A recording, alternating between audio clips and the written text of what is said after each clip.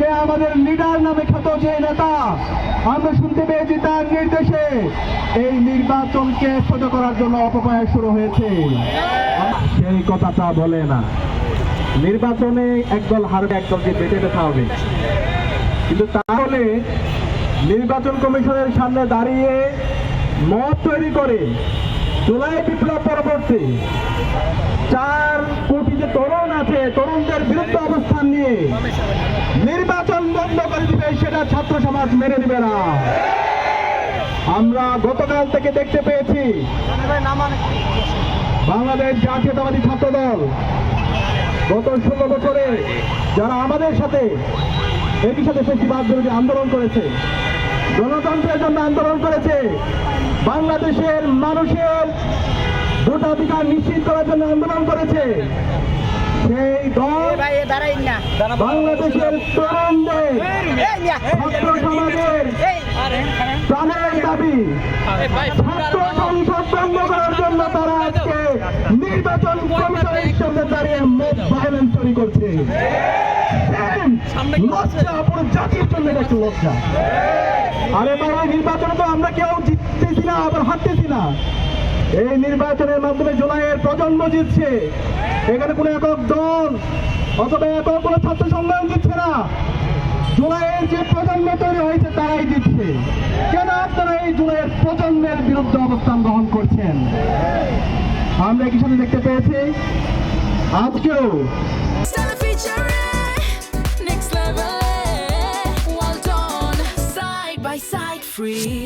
সেই রাজনৈতিক দল এবং তাদের মাদক সংগঠনের নির্দেশে একইভাবে নির্বাচন কমিশনের সামনে তারা অবস্থান গ্রহণ করেছে, একই সাথে তারা মত তৈরি করছে।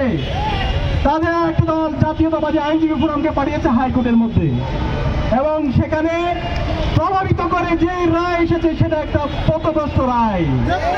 সেই রায়ের মাধ্যমে শিক্ষার্থীদের যে অধিকার, সেই অধিকার থেকে তাদেরকে বঞ্চিত করা হয়েছে। আমরা ঢাকা বিশ্ববিদ্যালয় কেন্দ্রীয় ছাত্র সংসদ এবং ফেসিবাদ বিরোধী সকল সংগঠনের পক্ষ থেকে এই রায়কে ঘৃণ্যভাবে প্রত্যাখ্যান করছি।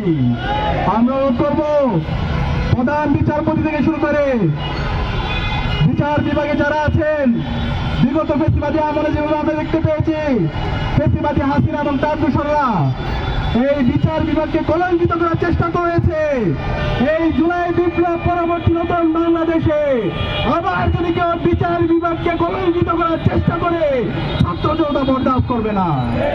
আমাদের অবস্থান পরিষ্কার। শিক্ষার্থীদের যেই ছাত্র সংসদ নির্বাচনের যে তারিখ নির্ধারিত হয়েছে 400 নির্ধারিত সময়ের মধ্যে নির্বাচন হতে হবে। জজ কোর্টের মধ্যে শিক্ষার্থীরা দাবি নিয়ে আইনজীবীরা গিয়েছে, আমরা শুনতে পাচ্ছি তাদেরকে অসহযোগিতা করা হচ্ছে। যারা অসহযোগিতা করছেন তাদের বিরুদ্ধে আমাদের প্রতিবাদ প্রতিরোধ জারি থাকবে। এই নতুন বাংলাদেশে প্রতিটি ক্যাম্পাসে শিক্ষার্থীদের নির্বাচিত প্রতিনিধিরাই প্রতিটি ক্যাম্পাসে নেতৃত্ব দেবে ইনশাআল্লাহ। এই জায়গায় যদি কেউ ব্যত্যয় করতে চায়, সেই যতই শক্তিশালী হোক, তার বিরুদ্ধে বাংলাদেশের সকল মানুষরা 4 কোটি ছাত্র সমাজ তারা তাদের প্রতিবাদ প্রতিরোধ জারি রাখবে।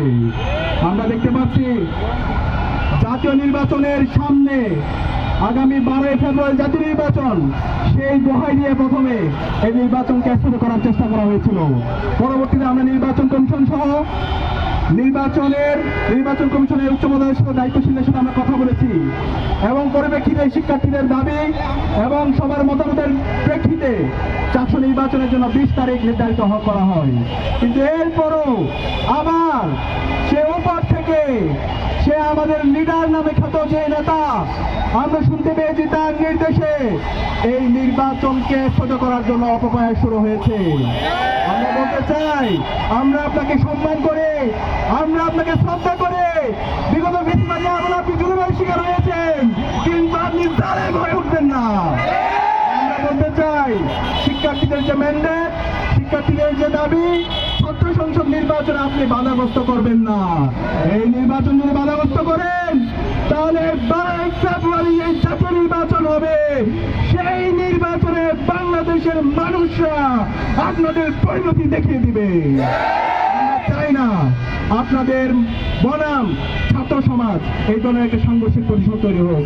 আমরা চাই সঠিক সময়ে নির্বাচন হবে, নির্বাচনের মাধ্যমে বাংলাদেশে যে গণতন্ত্রের যাত্রা শুরু হয়েছে সেই যাত্রা চলমান থাকবে।